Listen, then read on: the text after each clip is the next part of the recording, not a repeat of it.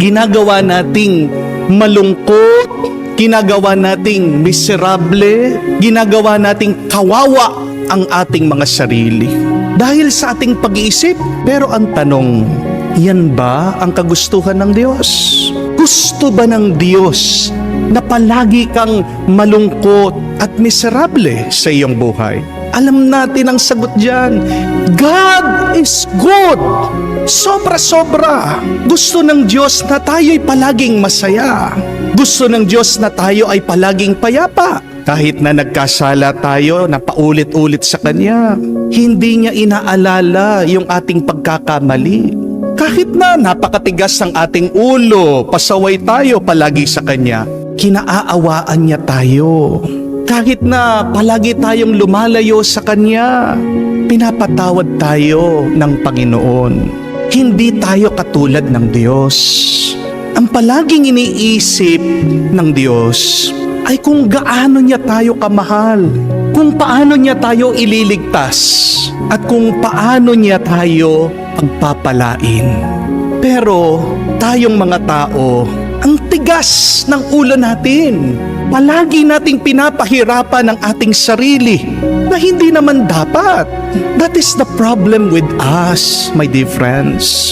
We make ourselves suffer more than necessary. At yan din po ang problema na narinig natin sa ating nabasang ebanghelyo. Palagi daw nag-aayuno ang mga Pariseo, ang mga Eskriba, ang mga alagad ni San Juan Bautista. Palagi silang nagsasakripisyo.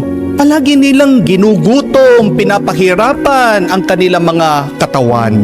Ang tanong nila, bakit daw si Jesus at ang kanyang mga alagad, hindi sila palaging nag-aayuno? Sa totoo lang po, nag-aayuno naman si Jesus at ang kanyang mga alagad. Pero sumusunod sila sa utos galing sa libro ng Levitiko. At ano po ang nakasaad talaga sa turo na galing sa Diyos? Ang pag-aayuno dapat isang beses lang yan sa isang taon. Dapat ginagawa lang yan ng magdamagan. 24 hours lang dapat yan. Pero nung ginawa po ng mga Pariseo, ng mga Eskriba, ng mga nakakatanda na Hudyo, dinagdagan na naman nila ang inutos ng Diyos. Ginawa nilang 2 beses sa isang linggo ang pag-aayuno. Imagine that, from being once a year, 24 hours in a day, ginawa po nilang 104 times in a year. Pinahirapan nila ang kanilang mga sarili. Kaya nga po, sumagot si Jesus ng ganito, mag-aayuno ka ba habang kasama niyo ang lalaking ikakasal? Gugutumin mo ba ang iyong sarili habang ikaw ay nakikipagdiwang? Ano pong ibig sabihin ni Jesus dito? Sinasabi lang niya sa kanila, kasama niyo na ang Diyos. Nasa piling niyo ako. Bakit niyo ba pinahihirapan ang inyong mga sarili? Yan ang problema ng mga Pariseo, Eskriba, at mga nakakatandang Hudyo. Nakatingin pa rin sila sa kanilang mga kasalanan. Kaya nga nag-aayuno sila.